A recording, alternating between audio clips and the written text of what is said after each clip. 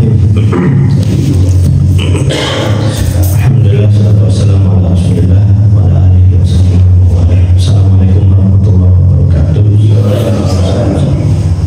Syukur kita panjatkan kepada Allah Ta'ala curah nikmat yang Allah berikan kepada kita. Semoga Allah catat kita termasuk hamba yang pandai bersyukur. Salawat dan salam semoga tercurahkan kepada baginda Nabi Muhammad sallallahu alaihi wasallam, kepada keluarganya, para sahabatnya, para salihin. Semoga Allah kumpulkan kita bersama mereka di surga Allah Subhanahu wa taala. Tak terasa sekarang berapa syaratnya? Sudah masuk 10 hari terakhir bulan Sya'ban. Artinya Ramadan tak lama lagi akan datang kepada kita. Ahlan wa sahlan ya Ramadan. Selamat datang bulan Ramadan, dan semoga kita bisa menyambut bulan Ramadan dengan bahagia. Ada hadis, walaupun sebagian ulama mengatakan hadis ini dhaif. Man fariha bi qudumi Ramadan ghufira lahu ma taqaddama min dhanbihi. Siapa yang bahagia menyambut bulan Ramadan, maka akan diampuni segala dosanya. Itu baru menyambut bahagia, baru ada surur itu rasa bahagia. Baru ada rasa bahagia saja itu sudah Allah sudah ampuni dosa-dosanya. Walaupun hadis itu dhaif, tapi secara makna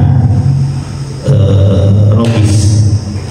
Karena dengan bahagia menyambut bulan Ramadan berarti ada harapan banyak di situ. Harapan bisa banyak beramal soleh, harapan dosa diampuni oleh Allah. Gitu. Beda kalau misalnya menyambut Ramadan malah pukul utus. Ramadan kebiasaan apa siang gitu. Itu pikirannya masih duniawi. Tapi kalau sudah bahagia menyambut bulan Ramadan, tapi berarti pikirannya sudah ukhrawi. Dampaknya berarti amal saleh semakin baik, dan dampak daripada itu Allah akan ampuni segala dosa-dosanya. Maka awal mula ketika sudah memasuki bulan Sya'ban, yang mulai tanamkan pada diri kita itu adalah kita menyambut sukacita bulan agung ini yang datang setahun hanya satu kali, yaitu satu bulan. Kemudian oleh sebab itu sampai sekarang Allah masih memberikan kepada kita nikmat, dan nikmat yang paling besar itu adalah nikmat iman dan Islam. Itu nikmat yang paling besar itu adalah nikmat iman dan nikmat Islam, yang tidak bisa merasakan nikmat tersebut kecuali mereka yang sudah Allah karuniakan nikmat tersebut. Jumlah manusia di dunia ini ada berapa? Ada 8 miliar ya, 7-8 miliar. Yang beragama Islam saja paling 1 miliar. Dari 1 miliar yang beragama Islam itu, yang melaksanakan ajaran paling 20%. Artinya yang taat, tidak meninggalkan sholat, berusaha menjadi seorang muslim yang baik, itu kan dari 100% umat Islam sepertinya di bawah 50%. Dan mudah-mudahan kita termasuk bagian dari yang sedikit tersebut. Itu nikmat yang Allah karuniakan terbesar kepada kita. Hukum ekonomi kan berlaku ya, semakin sedikit maka harga semakin mahal. Betul. Yang beragama Islam dan taat mengerjakan ajarannya itu jumlahnya sedikit, maka berarti nikmat Islam lah nikmat yang paling besar. Ketika orang tidak bisa merasakan nikmat tersebut, dengan nikmat Islam ini Allah selamatkan kita di dunia dan akhirat. Sebaik apapun kita, kalau kita tidak berislam, sia-sia amalan kita. Innalladzina kafaru a'malahum kasarab. Orang kafir itu amalannya seperti fata. Jadi modal terbesar kita hidup selamat di dunia akhirat itu adalah iman dan Islam kita. Makanya Nabi mengatakan ketika menjelaskan nikmat terbesar itu, yang pertama beliau sebutkan itu adalah nikmat iman dan nikmat Islam. Yang kedua setelah nikmat iman dan nikmat Islam itu adalah nikmat sehat. Jadi bukan materi dulu, tapi nikmat sehat.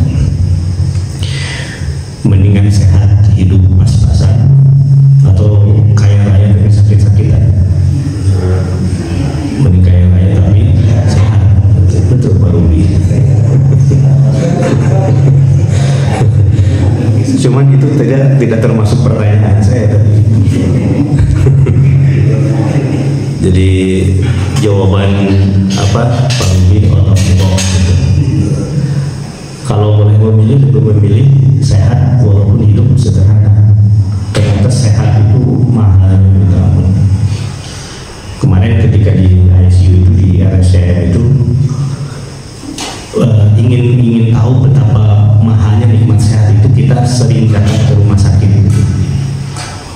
Kan ungkapan mengatakan sehat kita istilah ya Allah, sehat itu adalah mahkota dan tidak ada yang bisa merasakan kecuali mereka yang sakit. Baru ketika kita sakit betapa mahalnya yang namanya sehat. Tapi ketika kita sehat seringkali kita lupa ini itu adalah nikmat yang sangat besar. Dan kalau kita dalam kondisi sehat, supaya kita bisa merasakan betapa mahalnya yang namanya sehat, kalau kita perlu jumpa dengan orang yang sakit atau berkunjung ke tempat orang-orang sakit. Kemarin pengalaman berharga di ICU itu, ya Allah, curhatnya itu curhat berkaitan dengan bagaimana keluarganya yang sakit tidak sadar di ICU. Bahkan ada yang deritanya itu besar sekali. Duduk di sebelah saya seorang ibu nangis dan tiba-tiba curhat ke saya minta doa. Anaknya baru meninggal 3 tahun yang lalu, kanker usus. Dan kemudian sekarang dalam pengobatan 1 tahun terakhir ini, yang kemarin meninggal anak yang kedua, yang dalam pengobatan itu anak yang pertama juga sama penyakitnya kanker usus stadium 4. Dan beliau bilang saya sudah habis lebih daripada 2 miliar untuk pengobatan anak ini. Seandainya sehat dan punya uang 2 miliar kan bisa dibeli buat apa? Macam-macam ya. Tapi karena Allah uji dengan sakit, disitulah baru merasakan bahwasanya sehat itu adalah nikmat yang sangat besar. Jadi anugerah terbesar yang Allah karuniakan kepada kita setelah nikmat iman dan nikmat Islam itu adalah nikmat sehat. Karenanya Allah katakan dalam Al-Quran itu, wala tulqu bi aydikum ila tahlukah, jangan kau jerumuskan diri kalian ke dalam kebinasaan. Di antaranya itu adalah tidak merawat kesehatan yang Allah karuniakan kepada kita. Itu nikmat sehat. Dan baru setelah itu nikmat terbesar selanjutnya itu adalah nikmat yang selanjutnya, nikmat materi, nikmat macam-macam dan segalanya. Nah, indahnya Ramadan itu akan bisa kita nikmati paling tidak dengan 2 pertama ini plus yang ketiga selanjutnya ya. Nikmat iman dan nikmat sehat. Dan satu lagi tentunya kalau sehat berarti usianya masih ada, masih Allah berikan karunia kepada kita usia. Nah, Bapak Ibu yang Allah muliakan, maka kita syukuri nikmat tersebut sampai detik ini masih Allah karuniakan kepada kita berbagai macam nikmat, dan kita fokus kepada nikmat kita. Walaupun mungkin ada banyak ujian kepada kita fokusnya kepada sesuatu hal yang harus kita syukuri. Khawatir banyak nikmat Allah yang belum kita syukuri gitu. Nah, Bapak Ibu yang Allah muliakan, berkaitan dengan Ramadan ini, kenapa dinamai dengan tarhib? Jangan pakai H ya, tapi pakai H. Jadi bahasa Arab itu beda dikit, maknanya bisa fatal gitu. Antara tarhib dengan tarhib, antara tarhib dengan kalau tarhib itu kan menyambut dengan bahagia. Tapi kalau tarhib itu kayak ancaman gitu. Sesuatu yang menakutkan itu tarhib pakai H gitu. Padahal beda dikit ya, H dengan H. Rahim dengan rojim gitu. Bedanya apa? Titik kan. Rahim dengan rojim dengan pakai titik, tapi maknanya bertolak belakang. Kalbun sama kalbun, saya ikhlas dari kalbu yang paling dalam. Kalau kalbun itu hati, kalau kalbun itu gogo. Tapi banyak orang yang bilang terima kasih saya ucapkan dari kalbu yang paling dalam. Artinya terima kasih saya ucapkan dari gogo yang paling dalam. Nah, itu bahasa. Jadi nah ini sekarang ini tarhib Ramadan, artinya bagaimana kita mengungkapkan bahagia kita menyambut bulan Ramadan dan bagaimana kita mempersiapkan Ramadan ini Ramadan yang terbaik. Kenapa dipersiapkan? Anugerah Allah curahkan ketika bulan Ramadan. Karenanya kalau tadi ada hadis bahagianya saja itu sudah bisa menghapus dosa, maka inilah yang menyebabkan orang-orang soleh dahulu itu dalam 1 tahun doanya tidak lepas disisipkan doa tentang Ramadan. Ada seorang ulama mengatakan tentang doa yang biasa dipanjatkan oleh salafus saleh. Kanu yad'una sittata ashur ayyubadillahu Ramadan. Mereka 6 bulan sebelum bulan Ramadan berdoa semoga mereka dijumpakan dengan bulan Ramadan. Wa yad'una sittata ashhur ayyataqabbala minhum, dan berdoa 6 bulan setelah bulan Ramadan semoga Allah terima amal ibadah yang dilakukan selama bulan Ramadan. Berarti kan 1 tahun itu ada doa yang dipanjatkan berkaitan dengan bulan Ramadan. Kenapa bisa demikian? Karena mereka memahami betapa besarnya keistimewaan bulan Ramadan yang Allah persembahkan untuk orang-orang yang beriman. Nah, Bapak Ibu yang Allah muliakan, maka apa saja persiapan yang harus disiapkan? Yang pertama, jangan pernah bosan untuk berdoa kepada Allah. Semoga Allah sampaikan kita dengan bulan Ramadan. Walaupun Ramadan tinggal sebentar lagi, dan alhamdulillah insya Allah kita akan Ramadan bersama-sama tanggal 1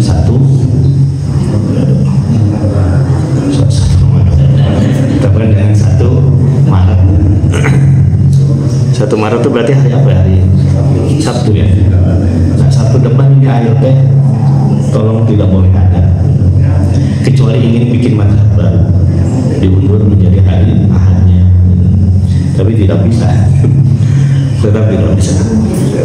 Hasil ijtihad baik ru'yah maupun hisab sudah diprediksi bahwasanya kita sahur tanggal 1 Ramadan bertepatan dengan 1 Maret. Hitungan manusia ini sudah sangat dekat, dan hitungan kita insya Allah kita sampai. Tapi yang tahu tentang usia itu adalah Allah, belum tentu sampai. Maka banyak berdoa kepada Allah, walaupun kita sudah dekat, tidak ada jaminan kita itu sampai dengan bulan Ramadan. Maka banyak doa kepada Allah, ya Allah panjangkanlah usia kami, asaman itu ya seperti itu, panjangkanlah usia kami sampai berjumpa dengan bulan Ramadan. Karena fenomenanya banyak, yang Ramadan tahun kemarin masih berjumpa dengan kita, Ramadan tahun sekarang sudah Allah panggil. Yang terdekat ya ibunda saya, itu sudah ketetapan Allah, tidak bisa kita tolak, tinggal kita meridai. Dan itu jadi pelajaran buat kita yang masih hidup. Kafabil mauti mau'izah, cukuplah kematian itu menjadi nasihat. Dia datang, dan kalau sudah datang tidak bisa dimajukan barang sedikit pun, dan tidak bisa diundur barang sedikit pun. Bukan masalah kematiannya, tapi yang paling utama itu adalah bagaimana ketika kita wafat. Bapak Ibu, wafat lagi pengajian itu baik gak? Baik. Siapa tuh? Siap, tapi ulah. Ayo. Nah itu tentang usia ya. Usia itu misteri, tidak ada yang tahu. Walaupun kita sudah dekat dengan bulan Ramadan, tapi tidak ada jaminan kita sampai. Maka banyak memohon kepada Allah, semoga Allah sampaikan kita dengan bulan Ramadan. Maka ada doa yang memang sebagian ulama pun mengatakan ini hadisnya dhaif, tapi secara makna juga betul. Ketika sudah masuk bulan Rajab, doanya itu adalah Allahumma barik lana fi Rajabi wa Sya'ban wa balighna Ramadan. Ya Allah, berkahilah kami di bulan Rajab dan bulan Sya'ban. Ini sekarang masih bulan Sya'ban ya. Dan sampaikanlah kami dengan bulan Ramadan. Nah,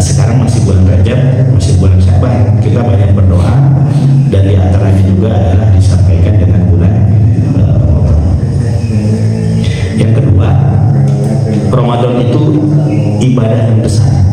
Ibadah haji, ibadah Ramadan itu ibadah yang besar.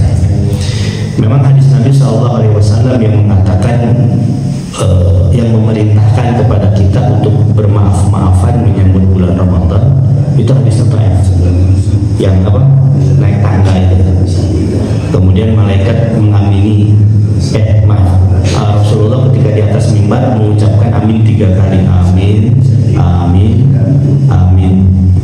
Kemudian sahabat bertanya, ya Rasulullah, kenapa kau amin 3 kali? Kemudian Nabi menjelaskan 3 hal, salah satunya itu adalah sangat rugi orang yang berjumpa dengan bulan Ramadan tapi dia belum meminta maaf kepada sesamanya. Itu memang hadis apa ya? Kalau merujuk kepada hadis tersebut. Tapi kalau merujuk kepada hadis yang umum, ada hadis Nabi yang secara implisit menyuruh kepada kita kalau kita mau melakukan ibadah yang besar, sebelum memperbaiki hubungan vertikal kita dengan Allah, perbaiki dulu hubungan horizontal sama kita. Itu Nabi mengatakan kalau Rasulullah SAW, tuftahu abwabul jannah yaumal isnin wal khamis. Pintu surga itu dibuka pada hari Senin dan pada hari Kamis. Ini hadis Bukhari. Jadi setiap Senin dan setiap Kamis pintu surga itu dibuka. Makanya kenapa dianjurkan setiap Senin dan setiap Kamis itu untuk saum. Karena ketika itu amal soleh diangkat kepada Allah dan pintu surga dibuka. Kemudian kata Nabi selanjutnya, yughfaru likulli 'abdin lam yusyrik billahi syai'an. Pada hari Senin dan pada hari Kamis seluruh dosa manusia itu akan diampuni ma lam yusyrik billahi syai'an, selama tidak mempersekutukan Allah Subhanahu wa taala. Jadi selama tidak mempersekutukan Allah, Allah tuh buka pintu maghfirah setiap hari Senin dan setiap hari Kamis, dan pada 2 hari itulah amal soleh orang yang beriman diangkat kepada Allah Subhanahu wa taala.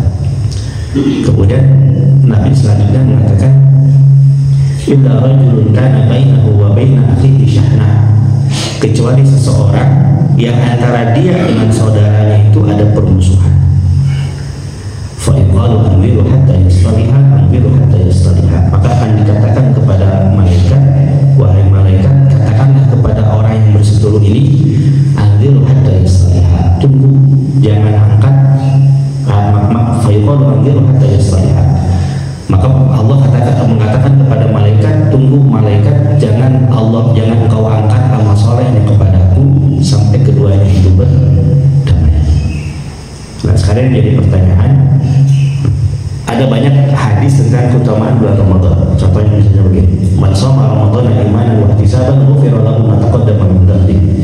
Siapa yang saum Ramadan dengan penuh keimanan dan mengharapkan pahala dari Allah, ghufira lahu ma taqaddama min dhanbi, akan diampuni segala dosanya. Yang jadi pertanyaan, kalau ada orang yang saum dengan sungguh-sungguh mengharapkan pahala dengan keimanan dari Allah, dengan keimanan dan mengharapkan pahala dari Allah Subhanahu wa taala, tapi di waktu yang sama dia masih punya musuhan dengan saudaranya, apakah amal solehnya akan diangkat kepada Allah, diampuni segala dosanya, atau malah Allah katakan kepada malaikat, anziru hatta yusbah, tunggu, jangan angkat amal solehnya sampai keduanya berdamai.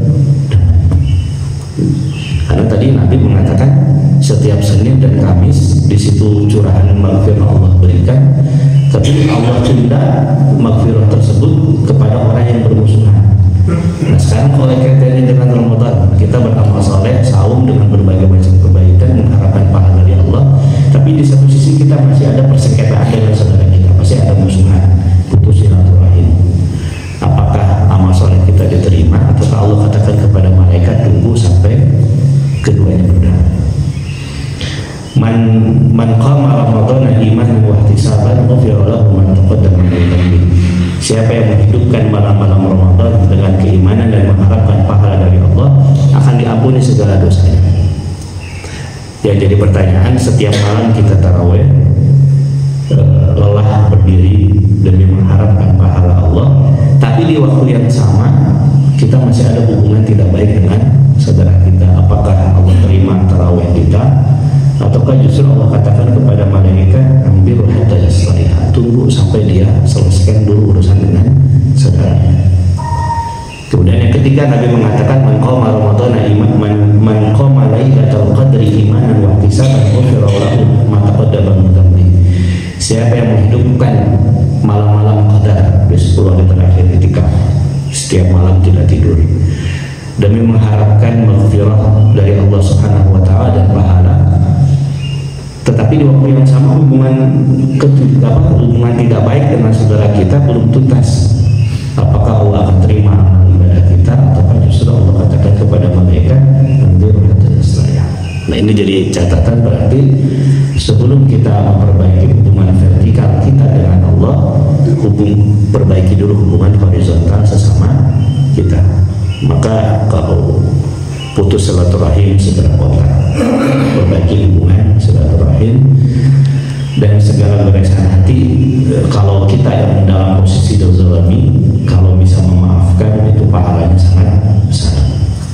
Atau kalau kita merasa pernah menzalimi, segera kita minta maaf. Zalim terhadap teman, terhadap saudara, terhadap mantan, kalau punya mantan, kalau saya tidak punya. Itu mengenai minta dimaafkan kepada sesama. Perbaiki dulu hubungan horizontal sebelum hubungan vertikal. Kemudian yang ketiga, Ramadan itu kan ada hadis Nabi mengatakan sumu tasihhu, saumlah maka engkau akan sehat. Ini hadis dhaif. Sumu tasihhu ini hadisnya dhaif. Tapi secara medis banyak yang membuktikan bahwasanya orang yang rajin saum biasanya sehat, karena perut itu bisa terkontrol. Nabi mengatakan sesungguhnya ada satu lubang yang paling berbahaya pada manusia, itu adalah lubang perut. Makanya dulu pada zaman Umar itu ada seorang sahabat Nabi yang ketika pada masa Rasul perutnya itu rata. Pas pada zaman Nabi Muhammad perutnya itu menjadi kemajuan, dipegang oleh Umar bin Khattab. Naon iya, kata laki-laki ini adalah makmur, kemakmuran. Apa kata Umar? Bukan, ini azab. Saya pas baca cerita itu langsung ngaca, maju. Ini ungkapan pengingat dari Umar. Ternyata sesuai dengan hadis Nabi, ada satu lubang yang berbahaya dalam diri manusia itu kalau tidak terkontrol, itu adalah perut. Nah, itu biasanya tubuh kita itu merasa nyaman di 10 hari terakhir. Setelah kita biasa dengan saum, fisik kita sudah biasa, itu paling enak itu 10 hari terakhir. Berat badan itu biasanya pas di 10 hari terakhir, walaupun semua usaha itu rusak dengan 10 hari pertama bulan Syawal, opor dan segalanya, kecuali kalau memang dilanjuti dengan segera dengan saum Syawal. Nah, tapi walaupun saum itu menyehatkan, untuk bisa saum kita pun butuh yang namanya kesehatan. Maka di antara persiapan menyambut bulan Ramadan itu adalah jaga kesehatan kita mulai sekarang. Faktanya memang faman kana minkum maridun aw ala safarin fa'iddatun min ayyamin ukhra. Di situ Allah sendiri mengatakan ada pengecualian untuk boleh tidak saum, yaitu orang yang sakit. Berarti ada orang yang tidak bisa melakukan Ramadan, mereka yang sakit. Nah, kita jangan sampai demikian. Apalagi kalau sudah sakit berkepanjangan, tidak mungkin ada qada, maka yang berlaku adalah fidyah. Dan kalau sudah fidyah, maka akan ada kerinduan yang besar yang namanya saum Ramadan. Ibunda saya itu almarhumah kan kalau tidak salah 2 tahun tidak bisa saum, karena memang harapan untuk bisa qada kecil, makanya dibayar fidyah kepada itu selama 2 tahun ya, beres Ramadan yang pertama bayar fidyah, Ramadan yang kedua bayar fidyah. Nah, itu kan bisa merasakan nikmatnya saum itu juga ketika sakit. Maka mulai sekarang persiapkan Ramadan kita dengan kesehatan kita yang prima. Tadi baru merasakan nikmatnya sehat itu ketika kita yang sudah Allah uji dengan sakit diabetes itu kan makan terbatas ya, gula terbatas, padahal es krim itu nikmat gitu. Tapi penderita diabetes minum es krim bahaya, Allah cabut nikmat tersebut. Di satu sisi juga itu menjadi ladang pahala kalau sabar gitu. Orang yang sudah Allah uji dengan hipertensi yang tidak terkontrol, maka makanan-makanan gurih harus dicegah. Allah cabut nikmat tersebut. Baru terasakan nikmatnya makanan tersebut ketika sudah Allah uji dengan sakit tersebut. Nikmatnya bisa berjalan itu kalau sudah Allah uji dengan ujian kaki. Dan ada postingan kemarin itu bagus, ternyata jantung kedua kita itu ada di kaki, yang organ tubuh yang berperan untuk mengedarkan darah gitu ya. Pertama jantung, yang kedua itu adalah betis. Makanya orang yang tidak berjalan itu relatif tubuhnya cepat rapuh. Itu kan pun yang 6 bulan ya bed rest dari Juni 2024 sampai wafatnya itu kan jangankan jalan, duduk aja nggak bisa. Jadi berbaring terus, dan sejak itu langsung merosot. Sumbernya itu adalah karena kaki tidak digerakkan karena memang tidak bisa gerak. Maka bersyukur yang bisa jalan itu anugerah dari Allah. Dan di antara bentuk syukur yang paling besar dengan kaki ini adalah kita langkahkan ke tempat yang baik. Di antaranya itu adalah masjid. Apalagi semakin banyak langkahnya ke masjid, pahalanya semakin besar. Makanya pahala yang paling banyak itu saya dari Jigar naik motor. Jadi pahalanya bukan langkah kaki tapi putaran roda. Putaran roda sama putaran roda. Tapi dapat pahala roda bukan saya. Berarti kalau begitu rumah yang paling dekat dari sini mau ke masjid muter gelap mana berada masih dapat pahala 10 kali. Berarti pahalanya semakin banyak. Atau rumah di sini ada masjid, sholatnya ke Masjid Agung. Nah, itu baru namanya orang liur. Masjid mana kan jauh. Nah itu jadi syukuri sehat yang ada menyambut bulan Ramadan, jaga fisik kita dan banyak konsumsi hal-hal yang bagus sehingga fisik kita bisa terjaga. Yang keempat, Ramadan kita bisa optimal kalau kita punya ruhiyah yang baik.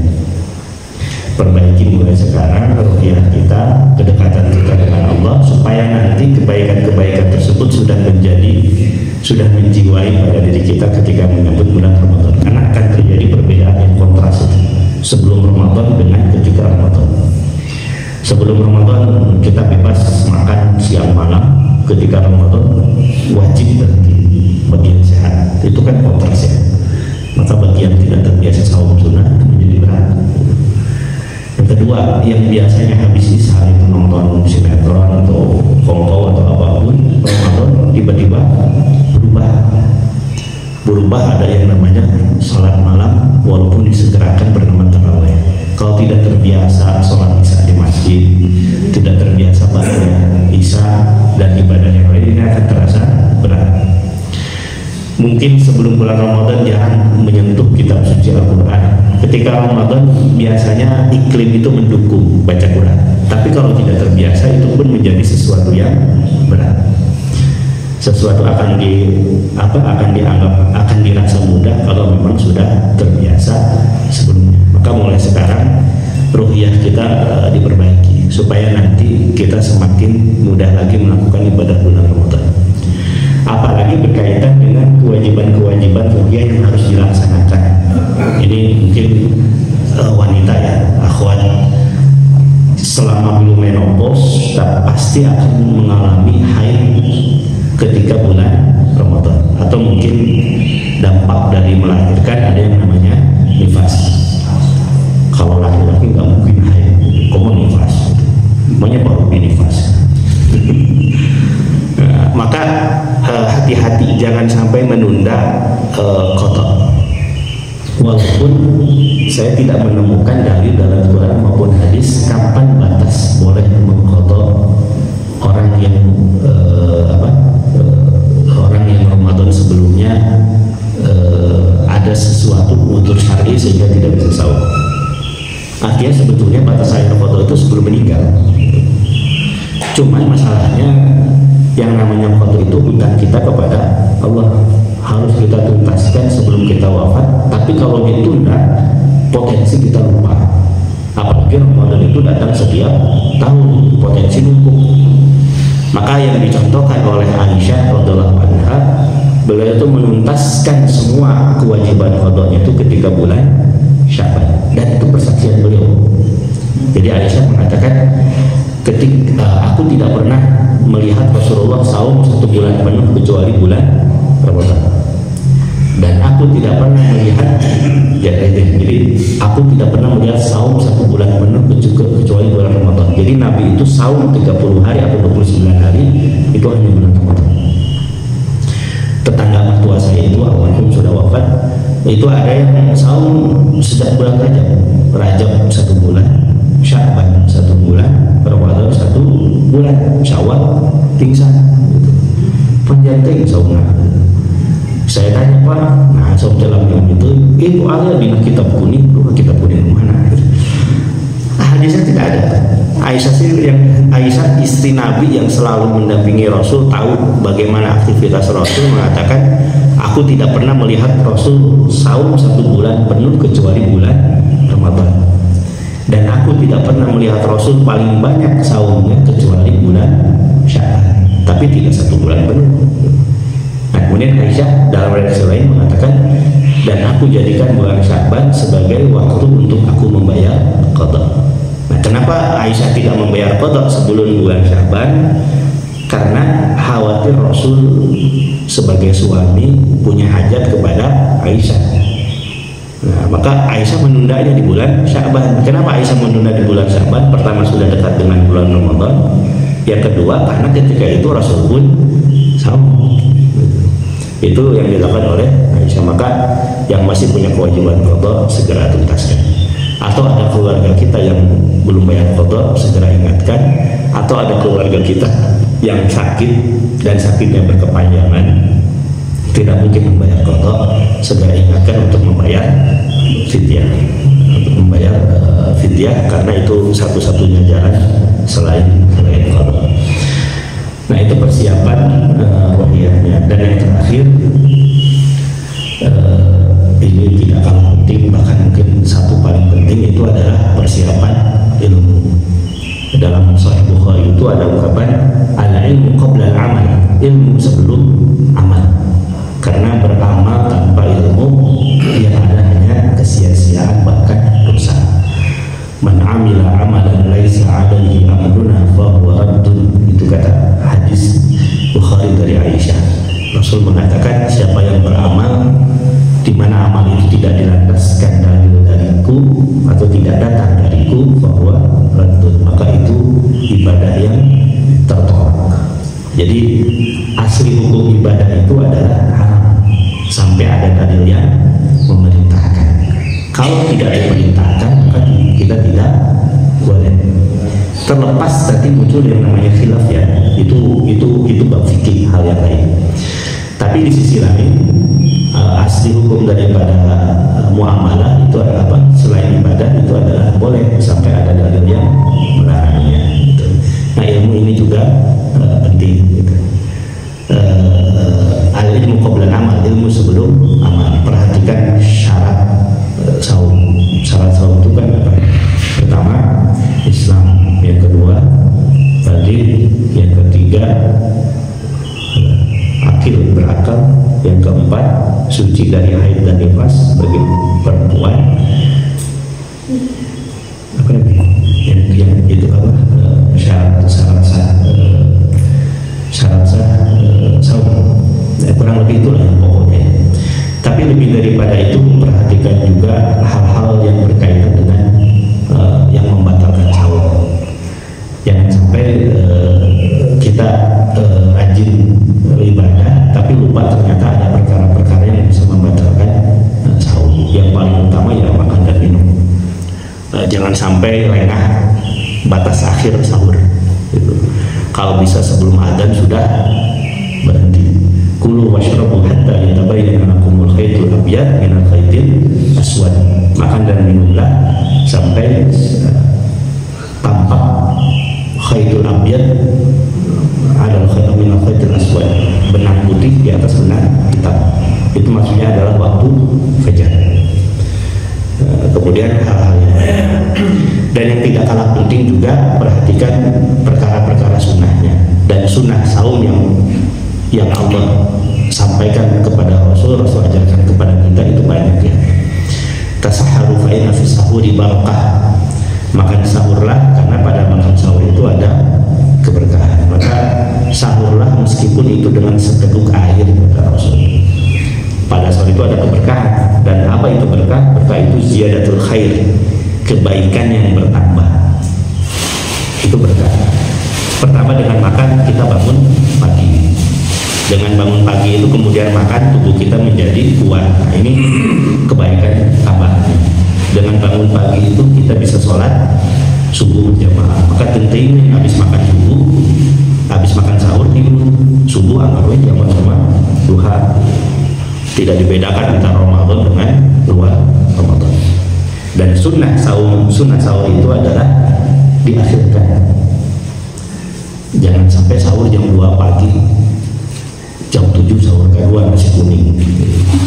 Sahur itu jam 2. Sekarang jam subuh itu kan jam berapa? 4:30 ya jam 4 lah makan. Setengah jam itu cukup makan. Makan dan minum dan segala halnya itu cukup setengah jam. Jangan terlalu malam.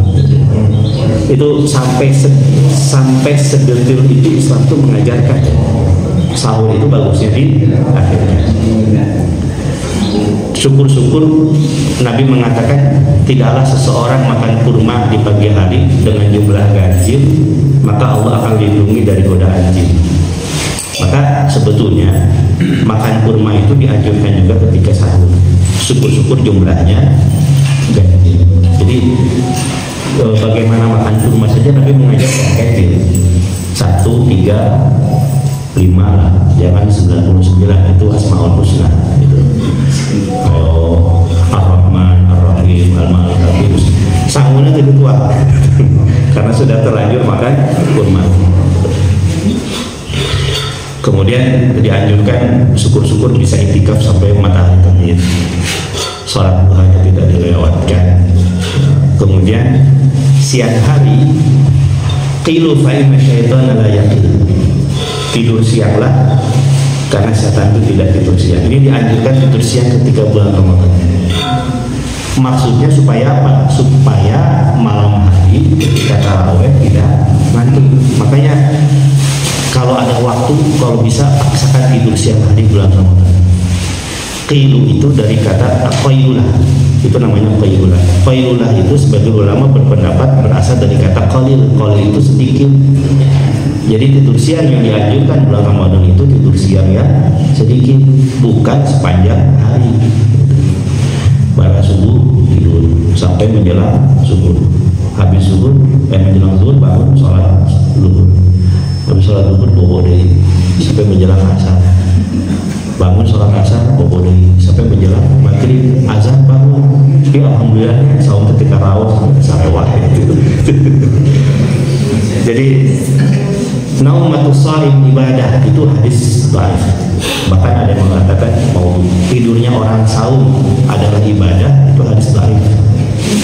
Kalau itu hadis sahih pasti Nabi yang pertama kali mengajarkan melakukan. Pertanyaannya ada nggak penjelasan dari Aisyah Nabi bobo wae selama bulan Ramadan? Nggak ada, yang ada malah perang Badar. Jadi qailulah itu sedikit. Qilu fa inna syaitana la yaqil. Tidur sianglah karena setan itu tidak tidur siang. Tapi ini bukan dimaknai secara harfiah, berarti yang tidak tidur siang adalah setan. Pak, bapak terbobo, bapak jurik. Nah, itu ungkapan bahwasanya tidur siang itu adalah sunnah dari Nabi SAW. Sunnah berbuka dianjurkan disegerakan. Kalau sahur itu diakhirkan, kalau berbuka itu azan berkumandang, berdoa segera buka. Apapun yang ada di depan kita, syukur-syukur ayah bala-bala ayah game, itu menu wajib. Dapur mah masuk nah itu menu wajib. Tapi kalau tidak ada apapun, dulu ada seorang tabi'in. Tabi'in itu ketika dalam perjalanan, dalam perjalanan tidak ada bekal apapun untuk membatalkan sahur. Caranya apa? Mohon maaf ya. Caranya dengan menjilati jemarinya. Kan di sini ada keringat ya. Ketika dijilati itu kan ada rasa asin, sok rajanya. Itulah caranya untuk membatalkan sahur. Bahkan ada sepasang suami istri yang fakir miskin, ketika bulan Ramadan menjelang buka tidak ada makanan barang satu suap pun, bahkan air pun tidak ada. Cara membatalkannya apa? Mohon maaf, hubungan badan. Suami istri berhubungan badan untuk membatalkan sahur. Pastikan sudah azan, karena kalau belum azan bahaya kefarangan. dua bulan ya, 2 bulan berturut-turut. Nah itu betapa dulu salafus saleh itu sangat memahami hadis Nabi, dianjurkan kalau berbuka itu disegerakan. Jangan sampai merasa lebih soleh dari Nabi. Ada sudah berkumandang, nanti akan buka kewa terus taraweh. Nabi padahal menyegerakan, itu jangan sampai ditunda-tunda. Dan tentunya yang paling utama adalah sholat malam taraweh. Hadis sholat taraweh itu banyak. Ada hadis Aisyah, ada hadis Ibnu Umar, ada hadis Jabir bin Abdullah gitu. Versi hadis Aisyah 11 rakaat. Tapi versi hadisnya Ibnu Umar sholatul laili masna-masna, dua-dua, tapi tidak dijelaskan batasnya. Berarti sekuatnya aja itu dua-dua. Makanya Jabir bin Abdullah itu Imam Malik sholat tarawihnya itu 36 rakaat. Ada Jabir Abdullah dalam satu riwayat mengatakan sholat tarawihnya itu 200 rakaat. Pak John 500.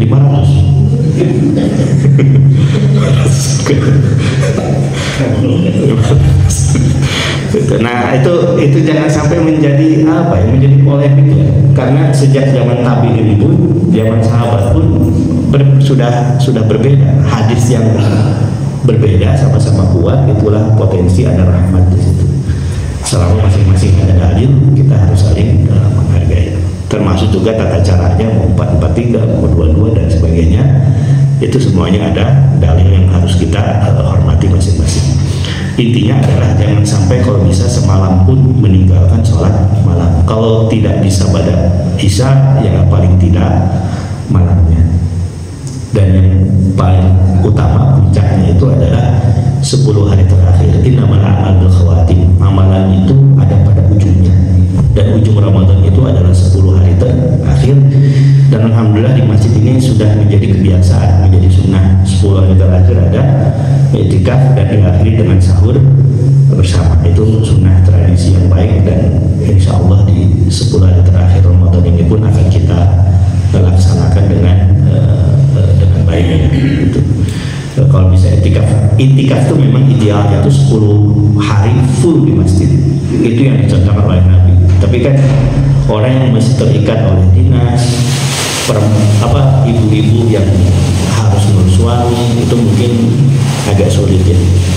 Maka kaidah mengatakan la yudraku kulluhu la yudraku kulluhu, yang tidak bisa diambil semuanya bukan berarti ditinggal semuanya. Paling tidak malamnya kita menghidupkan 10 hari terakhir. Wallahu a'lam bishawab.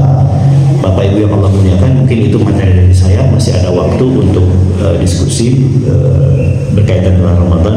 Mangga dilanjutkan.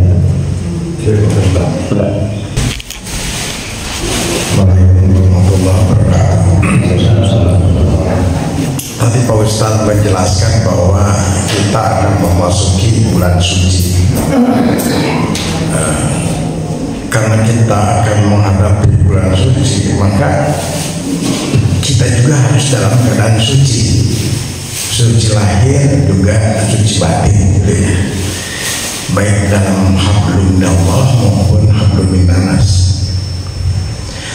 Nah, tidak bersihnya diri kita itu ditentukan oleh perilaku kita sendiri, baik dalam hablum dakwah maupun hablum minas. Dulu pernah saya mengatakan bahwa perilaku manusia itu ibarat tukang sate, ya. Ada tukang tusuk sate. Kalau bicara itu, wah, kalau belum puas, kalau belum menusuk hati orang lain itu, belum orang sampai tersinggung itu belum puas. Ada yang seperti itu kan. Ada juga yang jadi tukang kipas waktu menurut sate itu provokator ya, perilakunya itu seperti provokator. Kamu diam aja, lawan lah. Nanti kalau dibiarkan malah kamu injak-injak. Provokator. Ada kelakuan manusia itu ya seperti tukang sate yang tukang hitung berapa tusuk dia. Yang ini, wah banyak juga dia makan banyak, bawa juga gitu. Nah, berarti coba rumahnya gede, mobilnya banyak. Dari mana itu kalau bukan dari hasil korupsi kayak gitu? Itu perilakunya kan tidak suci. Nah, dalam menghadapi bulan puasa, supaya suci itu bagaimana caranya? Gitu. Apakah harus mendatangi orang ini dia omongin gitu? Atau saya cukup kepada Tuhan? Padahal ini urusannya kan hablum minas, bukan hablum minallah. Intinya kita harus bersih. Kemudian yang kedua mengenai sahur dan buka puasa. Kalau sahur diusahakan diakhirkan, kalau buka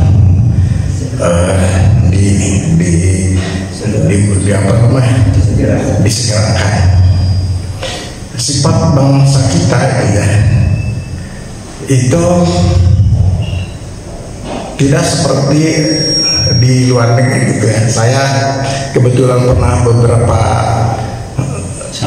beberapa kali ya itu berkunjung ke beberapa negara gitu. Kalau rapat itu pasti tepat waktu. Waktunya belum dibuka ya. Ininya pintunya itu. Begitu waktunya udah langsung.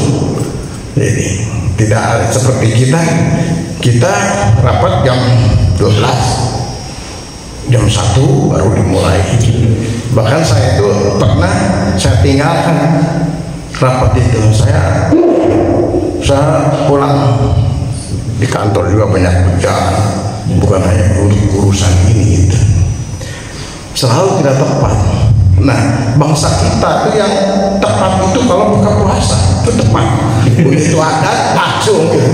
Kecuali itu kan tidak ada yang tepat. Jadi kalau urusan buka puasa pasti tepat. Cuma urusannya kalau sahur yang kesiangan itu bagaimana tuh Pak Ustaz? Lagi makan azan gitu ya. Atau lagi makan ada bunyi harus berhenti gitu. Apakah berhenti atau dilanjutkan? Berarti kan baru sepotong nih masuknya. Makasih Pak. Assalamualaikum warahmatullahi wabarakatuh.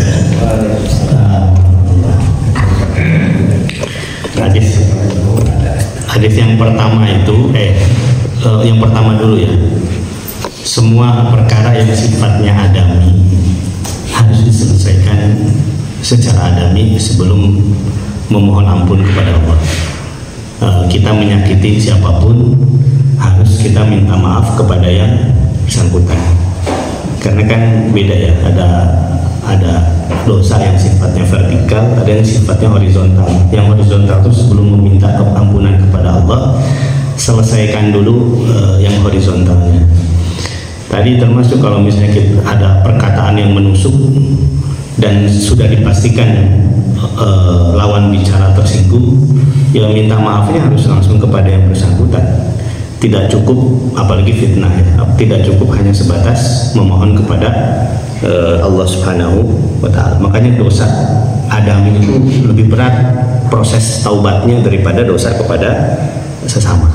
Baru setelah ada ridha dari yang dizalimi, barulah kita mohon ampun kepada Allah, baru sucilah kita. Maka jadi momen beberapa hari ke depan itu fokuskan yang horizontal. Hari yang vertikal insya Allah habis sholat kita mohon ampun langsung kepada Allah. Tapi yang horizontal ini yang harus segera diselesaikan. Sekarang apalagi ada grup WA-nya sebarin, mohon maaf, syukur-syukur japri ya, bisa ditelepon langsung, itu alhamdulillah. Yang kedua, Ramadan itu bukan hanya momen latihan kita tepat waktu, Pak, ketika berbuka itu bukan. Tapi Ramadan itu iman kita tuh begitu kuat. Buktinya apa? Baru sholat subuh udah pengen sholat maghrib, padahal zuhur belum, asar belum, gitu kan. Tapi pengen cepet-cepet sholat maghrib, betapa kuatnya iman kita. Lagi zuhur atau asar terus sudah menanti azan maghrib, gitu kan. Makanya kalau bisa azan maghrib dipercepat itu bagus. Tapi udah nggak bisa pada waktunya. Nah itu jadi tarbiyah pendidikan buat kita juga. Seandainya ketepatan kita rapat tepat waktu dan sebagainya sama dengan antusias kita tepat waktu ketika berbuka, kan betapa indahnya hidup ini, hidup tepat waktu. Cuman yang terjadi hanya itu, hanya ketika berbuka saja. Yang mungkin di negara lain yang tidak ada, yang bahkan boleh jadi minoritas muslim ya, Singapura dan negara Eropa maju lainnya, Jepang, kan minoritas muslim, tapi mereka justru malah lebih menghargai waktu. Nah, kita yang mayoritas muslim malah demikian. Nah, ini jadi evaluasi buat kita juga, padahal ajaran tepat waktu dan segala itu ada dalam Islam. Nah sekarang berkaitan dengan sahur, bangun tidur luas gitu, alah sahur mepet sudah mau azan, kemudian kita makannya itu kemudian baru sesuap azan gitu. Apa yang harus kita lakukan? Bukan. Apalagi yang dimakan nasi padang lada deh, gitu kan. Kan kita nahan lada sampai buka. Nah pasti solusinya minum. Nah, pertanyaannya boleh atau tidak? Ini memang ada satu hadis yang diperdebatkan oleh para ulama tentang kesahihannya. Kalau tidak salah hadis riwayat Tirmidzi, Nabi mengatakan kalau kalian sedang sahur, ini terjemah bebasnya, kalau sedang sahur kemudian santap sahur, kemudian ketika itu datang azan, maka habislah apa yang ada di dalam bejana, dalam piring. Artinya walaupun sudah azan, kalau sudah ada di dalam hidangan itu dianjurkan secepatnya dihabiskan. Tapi ini jangan dijadikan dalil, yang dijadikan alasan. Alah memeniti azan, kadir piring segera dilebutkan ke piring, jus 5 jus. Lagi makan azan, diingatkan oleh istrinya, Pak azan. Qala Rasulullah sallallahu alaihi wasallam, kalau makanan sudah terhidang azan maka habiskanlah. Kan ini kita pun punya hati, punya fitrah hati ya, bagaimana menghadapi itu. Artinya tuh makan sewajarnya, karena sudah mepet, niat kita itu adalah menghabiskan sebelum azan.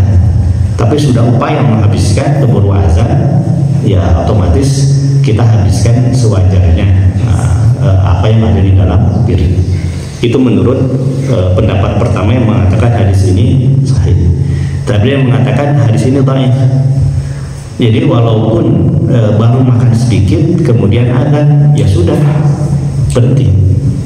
Apalagi ada hadis Nabi, walaupun dengan seteguk air. Artinya kalau sudah sangat mepet sekali makan tidak mungkin, itu manasib. Maka cukup dengan air putih, itu yang paling terkejar. Karena jelas dalam Al-Quran makan dan minumlah sampai jelas garis putih di atas garis hitam. Artinya ketika azan harus berhenti. Pendapat yang kedua sebetulnya lebih selamat. Lebih selamat kalau dilihat dari berbagai macam argumentasi dalil. Jadi kalau sudah mepet, ya pilih yang paling cepat bisa masuk perut, ya itu adalah minum, air minum. Wallahu a'lam bishawab. Yang paling derita lagi itu adalah sahur kasiangan, kemudian lupa nggak jadi. Itu intinya adalah jangan sampai sahur itu kesiangan. Wallahu a'lam bishawab. Jalan. Enggak boleh jumpa. Ibu-ibu ada, kalau tidak ada mungkin dicukupkan dari. Baik Bapak Ibu yang Allah muliakan, itu yang bisa kita bahas pada pagi hari ini. Selamat berjumpa dengan bulan Ramadan. Mudah-mudahan ini Ramadan yang terbaik bagi kita. Allah sampaikan kita dengan bulan Ramadan, dan siapapun yang sudah mendahului kita, semoga Allah limpahkan rahmat dan maghfirah untuk mereka, dan semoga Allah kumpulkan bersama mereka nanti di surganya. Rabbana atina fid dunya hasanah wa fil akhirati hasanah wa qina adzabannar.